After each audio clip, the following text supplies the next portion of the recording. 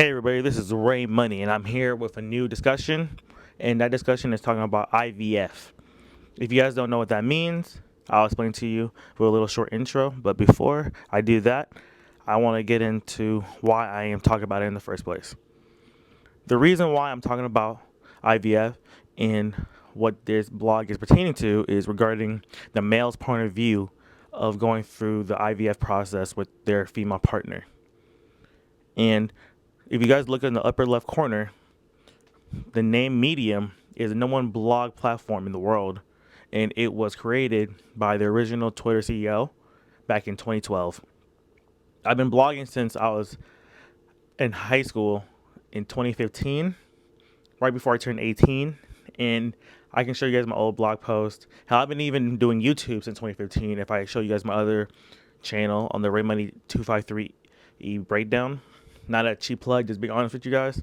This has been 10 years of a foundation I brought up, and I've been doing stuff and learning more and more from these platforms has really got me to realize I had some viral moments where I've gotten a lot of clicks and a lot of views from my videos and articles, but it didn't really go anywhere.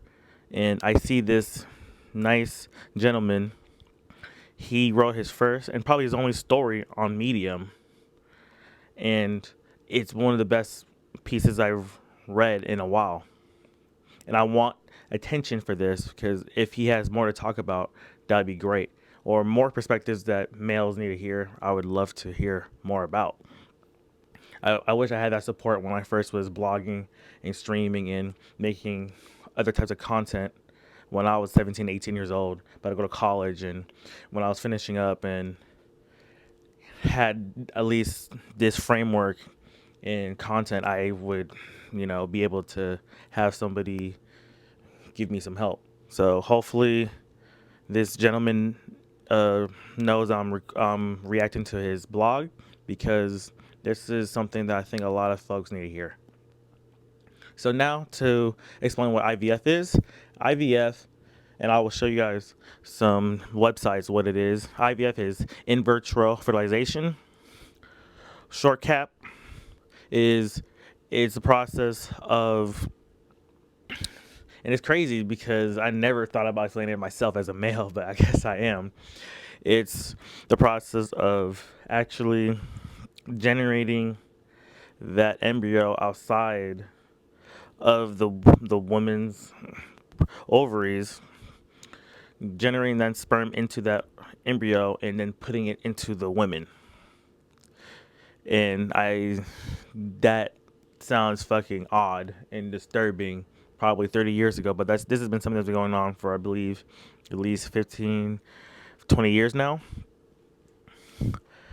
And it's still not a lot is really talked about it, but we've heard stories such as celebrities from Kourtney Kardashian going through it with her partner, Travis Barker, and a few others, and that made me start thinking about it more.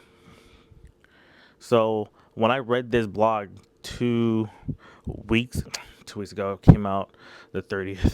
I was going to say 2 days ago, and it was on the Medium's home front page. I said, "Oh, okay, let me take a read." And this guy's a new reader. Oh, okay, let me get some support. This definitely was something that I didn't think, wow, I'm going to be really invested to. It's a 16-minute read. I'm not going to take 16 minutes to talk about it, nor read every little part, but I'm going to hit the main points, such as he wrote in italics, what IVF taught me about masculinity, fatherhood, and letting go. Those are the three main sections that we're going to talk about. And if you're reading these first four stanzas, I hope you realize that that's what exactly he did. If you go check out this article, which I will link in the description, because it definitely deserves a read. But I highlighted few paragraphs, and others highlighted the same as I did. And what he said, after several months of after 7 months of unsuccessfully trying to get pregnant, we started to get concerned. I didn't know that they had something called the American Society of Reproductive Medicine, ASRM. I didn't know. I mean, I didn't know that was an actual organization. So now I know where they get their studies from and do their research when it comes to infertility. And it sucks because you read that statement and it says about a third of infertility cases is due to the male. That really sucks. So one third of the time it is males, but in more than half the cases, it's a combination of reasons that can't be explained. They say on both sides it can't be explained. So really, we're gonna do half of that, which is we're rating away 33% that is male. So the rest of the 66%, really 66.7% if you do percentages correctly, you take away 50%. 17.7% sure that we know what the other reason is probably the woman. But the other 50% is half and half if it's both or not. That they're incompatible when it, when it comes to reproduction, or they can't explain it. That really sucks. So it's just a guessing game at that point.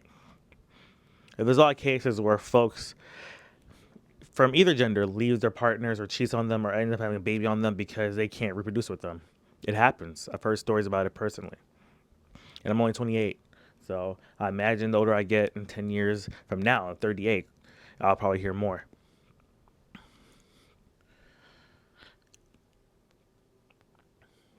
And another thing I learned about was this right here.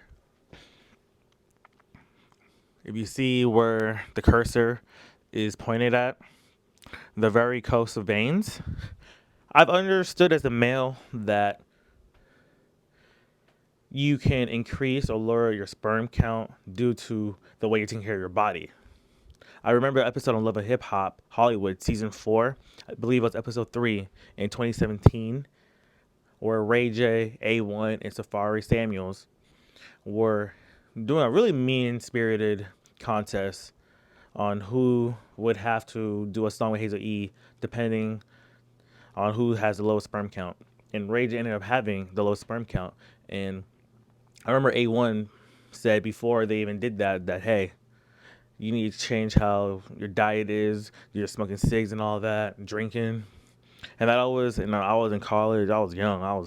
I barely turned 20. So that always kept me in the state of mind that, oh, whatever I'm putting in my body really matters every form or facet when it comes to how I'm going to look physically, how I feel. It's so many intricacies to the human body that you gotta be aware of. But I also thought maybe it could be just that, hey, you're infertile. I thought it was just either you're just doing things wrong or you're infertile. I didn't think there was also a middle. And it's not that this gentleman couldn't reproduce, it's just that he has a lower sperm count. So it also basically is a little bit of a birth defect, if I want to say it that way, not to be rude. And I really appreciate this blog's insightfulness because it's very hard to be this vulnerable. Because you hear about the stories, I'll watch shows where they get into this topic of going to a sperm clinic. Dwayne The Rock's character, Spencer Strassmore, on the HBO shows Ballers. I've been rewatching it because I loved it when it first came out.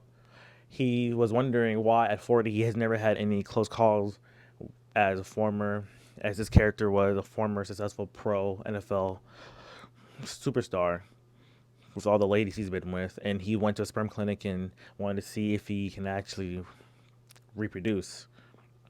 And there's sequences where he's ejaculating into a cup in order to provide the sample to the urologist. So I really shout out to this gentleman that wrote this story. And he explains this is the part of the masculinity, another part of the masculinity where I really truly appreciate, because he explains why men feel unprepared for fertility issues. It's usually the woman that deals, really not usually, it's always the woman that deals with it, because they're the ones that they're gonna have the baby in them, they're gonna deliver the baby, but it's not the natural way. So you're taking extra measures in order to do that. So you got the injections, you got the invasive procedures, and the natural exhaustion while carrying the emotional weight of what is going back, what's going on, in the genuine sense of uncertainty. And right here, I'm gonna highlight this. He said, "I wish my wife never had to go through it, but I'll always be in awe in her and the countless women who face this battle with unimaginable grace and resilience." Right here, this sentence is really hard to hear because as a man, you want to be the protector, you want to be the one that can shield the pain, but when you're put in a situation that you want something badly, but you can't prevent the others from getting the brunt impact of it, even though it's both your decision to do it, it still sucks to see. And I can put myself in this position and imagine that I don't have no girlfriend or nothing, but if I did and I wasn't able to have a kid the natural way, I could be in this position too. And they're in their 30s going through this, so I'm closer to my 30s now than my mid 20s or 20s now officially as a 28-year-old.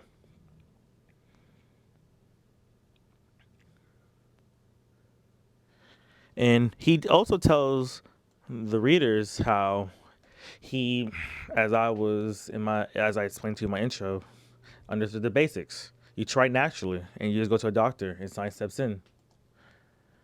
And he was very honest and said he admitted he didn't know anything. For all the medical literature, online forums, and support groups available to couples going through IVF, very little of it is directed at men. There's a lot of, look at what he said, medical ignorance, meaning experience. And very little is understood about the experiences of infertility from the male perspective, as these two researchers, Safali Arya and Bridget Dibb, reported that was published by the Human Fertility. And he has the link right here. Let's look at it. And I like using this website right here, the pmc.ncbi. Really good. They have a really intricate layout when it comes to explaining and detailing the research they've done for decades. You see something from 1999, and it encompasses everything they've learned. Let's see what they said from 1999. A long-standing belief has been that infertility causes women higher levels of stress in comparison to their partners. Moreover, Oxan and Basel in 2006 used a mixed method designed to explore the emotional stress in infertile women and found that depression and anxiety was high. These studies show that infertility has a negative impact on women. However, there's little research on men.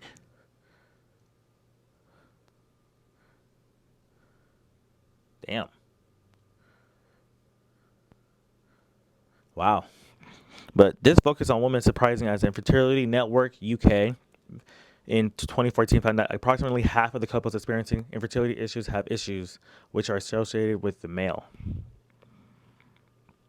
There's just very limited research on the males, and that's because, as I said, the woman is the one that's carrying the baby and delivering the baby. They're going through your, and I think, just to say it bluntly, you see the physical toll that it's taking on the women itself. So when somebody's able to see something, or just people, I'm not going to just say plural, people are able to see what's going on, they're more prone to react and try to comprehend what that person is going through. If they're not even empathetic, if they're just people that analyze genuinely would do. But if you see somebody that's either stoic or just there minding their business, or they look what we call normal, you're less likely to honestly care what they're doing and how they're doing. I don't like to be frank like that, but it's the truth. I know a lot of males definitely feel that way. And I hate using the word feel because we're not really given that, but that's the truth. And a lot of males do it to other males too, which is the worst part. It's what I've come to learn. Oh.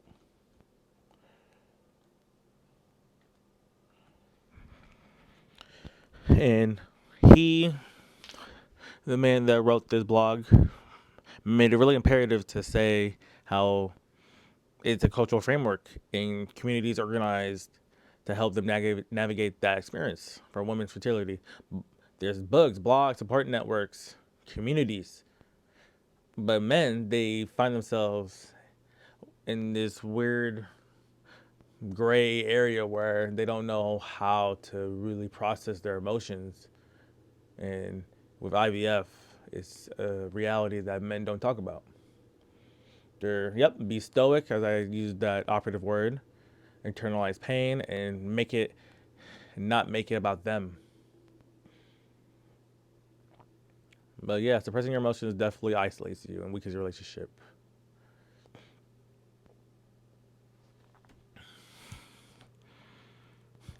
Researchers also found that men tend to engage in more planful problem solving because that's what men do. They're supposed to be problem solvers. That's what people actually respect about real men. But since infertility can be unpredictable, it could cause distress. And he admitted that he wasn't prepared because he's just feeling helpless. Because, as I said previously, he was just in the waiting rooms and he couldn't protect her from what she was enduring. The financial burdens, too, because you got to think that she's, as I said, exposure to needles because of the injections, the amount of medication. Because I even not give you a little short recap if anybody didn't know, or just a short synopsis of what IVF is. The first 2 weeks is going through process of injecting the female with the drugs. And he says how it wasn't easy for him to do that either.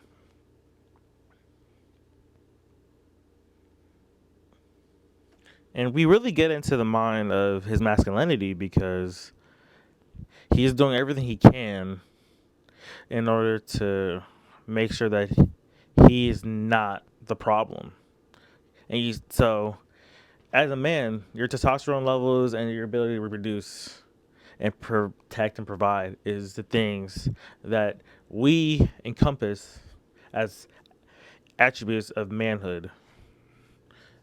And I really I really respect the vulnerability because it's not easy to admit that you did all those things, as you can see in the highlight right there, in order to make sure that you're not the issue.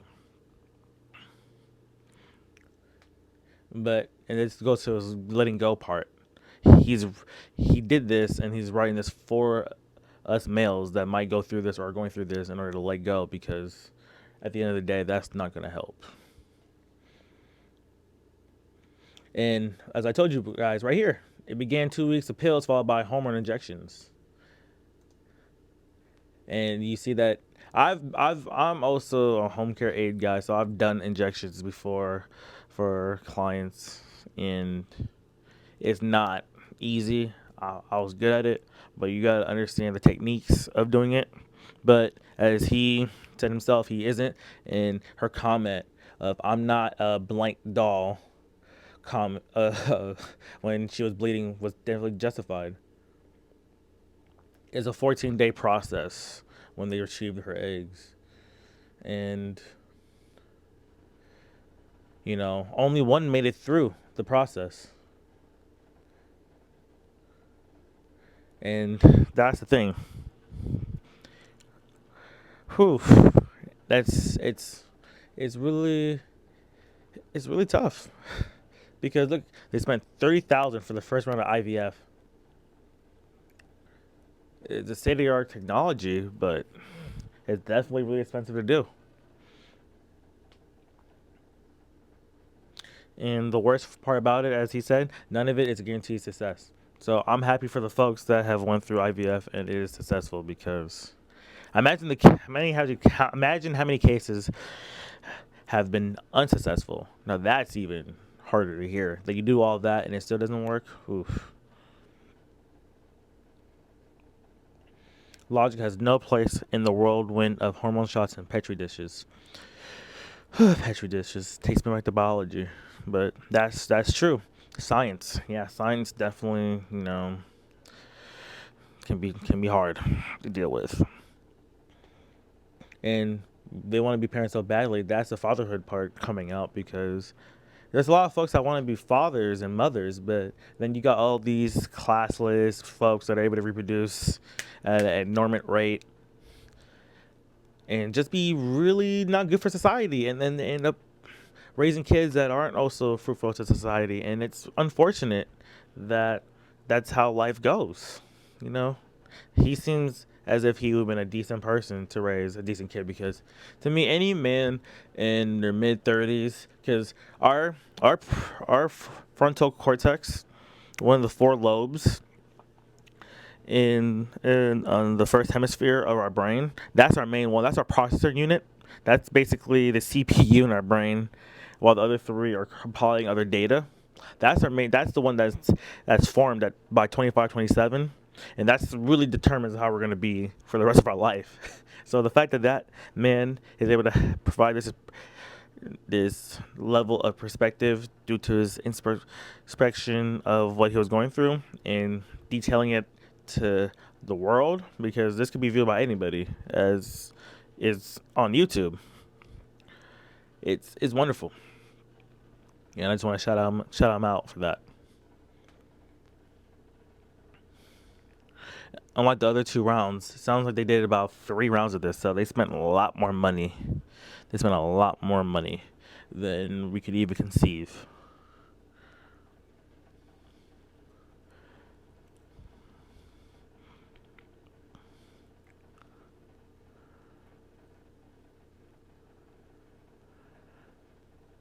Man, she had an appointment for a sperm extraction called TISA, and that was something I never heard either. I never knew what TISA was. I do wish in this article he would explain the acronyms, because even though I explained to you guys IVF, I do want you guys to also look this up yourselves. But regardless, still great piece.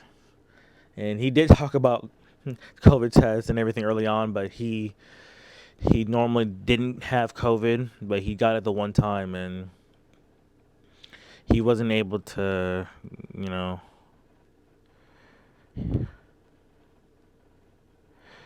he wow. I'm rereading this right now.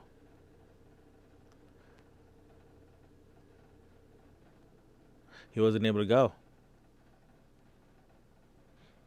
so his wife had to go by herself.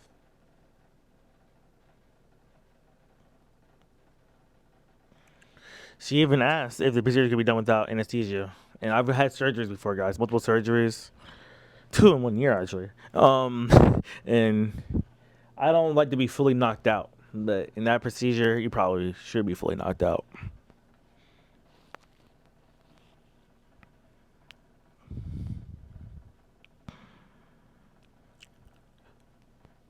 I've never been religious at this, but at this point in my life, I've been to pray,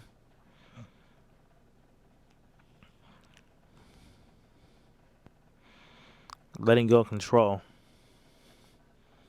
You see how he's able to go from the masculinity part to the fatherhood and letting go. I kind of summed up the parts earlier on, but I really like the format of how he's going with this. But as you see, he had to wait 90 days for the TISA procedure to go on, because once you're tested positive for COVID, a lot of places, like a month, 3 months, you gotta wait. The CDC, I remember, whenever folks would want to get their COVID shots, if you had COVID, you would have to wait 2 to 3 months at least. That's what the CDC, the Central Disease Center, would recommend on their guidelines. So what he's saying, 90 days, that is true. But I'm happy that after they did it,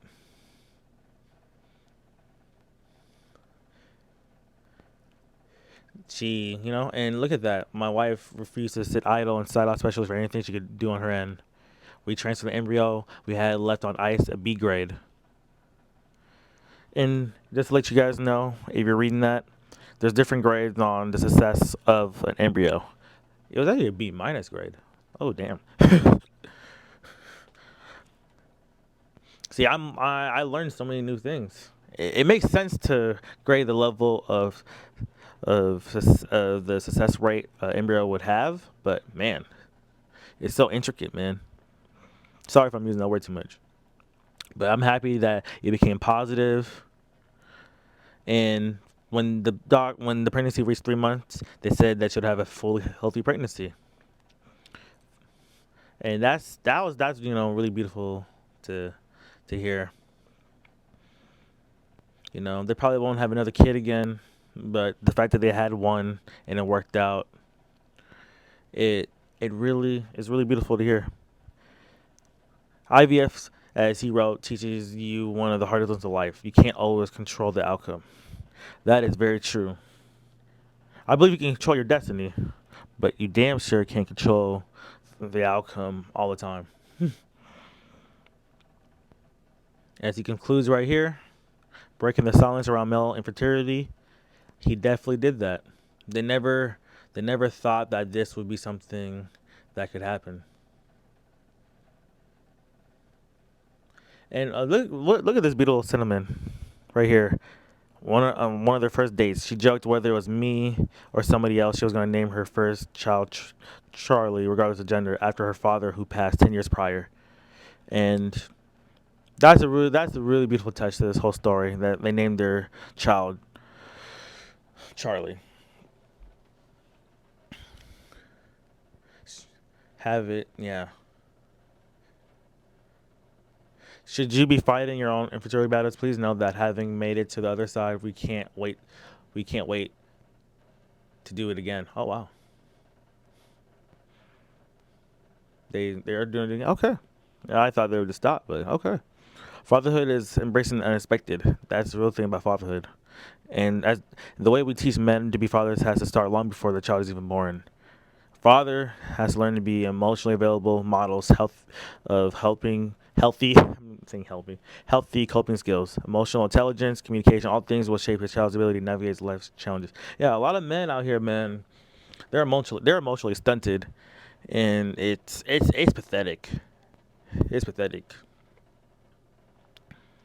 Real strength isn't about shutting emotions down. It's showing up fully even when it's hard, when it's uncertain, and when you don't have the answers.